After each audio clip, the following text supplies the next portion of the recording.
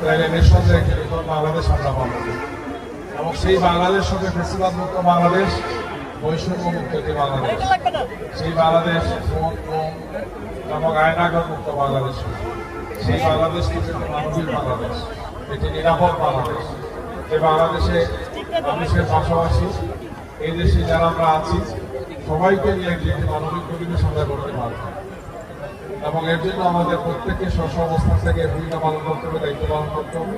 ঢাকা বিশ্ববিদ্যালয় এই পরিবর্তনের নেতৃত্ব দিয়েছে, আমাদের ছাত্র সমাজের নেতৃত্ব দিয়েছে।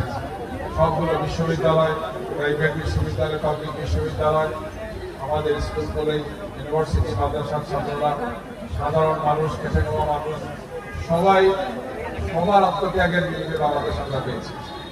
বাংলাদেশকে গড়ার জন্য সবাইকে ভূমিকা পালন করতে হবে। এটি একমাত্র রাজনৈতিক দলের দায়িত্ব নয়, আমাদের সবাইকে স্ব অবস্থান থেকে এগিয়ে আসতে হবে, দায়িত্ব পালন করতে হবে, ভূমিকা পালন করতে হবে।